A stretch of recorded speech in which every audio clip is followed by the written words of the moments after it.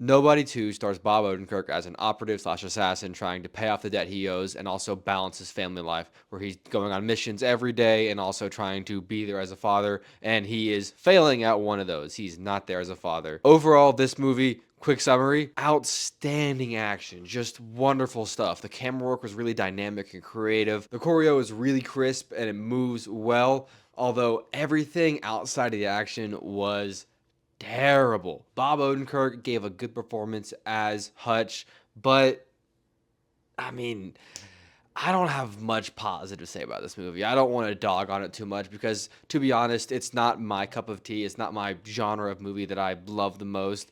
But this is like John Wick if it was terrible. This is like a parody of John Wick.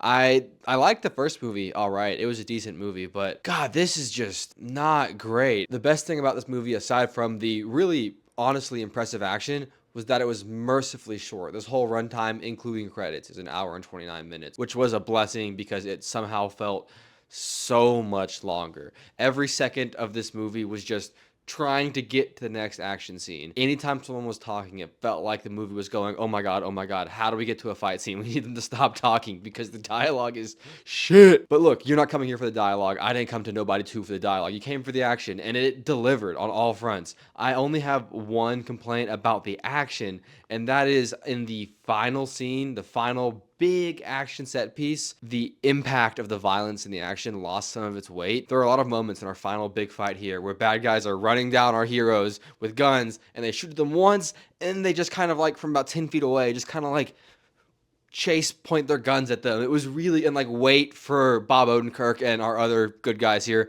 to turn around and shoot them. It was really goofy. And as a movie where the action is the selling point, the action is the only thing that's good or worthwhile in here, to have something that over the top bad in your action really dinged it for me. We have like some 9 out of 10, 10 out of 10 action, and like 2 out of 10 everything else. The final set piece, while it did have some really fun Home Alone aspects, while they're running through this water park that they've rigged to have all kind of traps and explosives and to be Home Alone but deadly, that was a lot of fun. But there were just moments in there where the action almost came to a standstill, where we're just watching our bad guys point and not shoot as a death squad. It really didn't make any sense. It was genuinely nice to see Christopher Lloyd in the movie again. I love that guy, and it was cool to see him working. And he was entertaining enough as the grandpa, but he was wearing shades the entire time. I'm not sure if he had a health issue going on or something, but he was in sunglasses for the entire movie, aside from like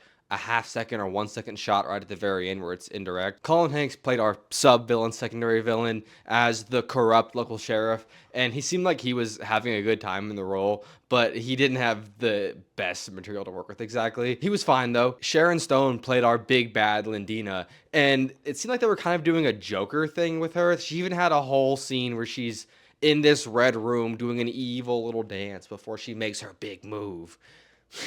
Honestly, my favorite thing in this movie was RZA playing Bob Odenkirk's brother, and he's this ninja assassin guy, and he brought so much fun to the action scenes. He brought something different. He was the only guy out there working with the katana, slicing shit up, and it was really enjoyable. The action can be great in this movie, especially RZA's scene. RZA had the best action scene in the entire movie. All in all, I'd say if you want to see some fun action, or if you're a 50-plus dad, go see Nobody 2 because that is for you. But as an entire movie, as an entire film, as a whole story, I'm going to give Nobody 2 a 4.5 out of 10.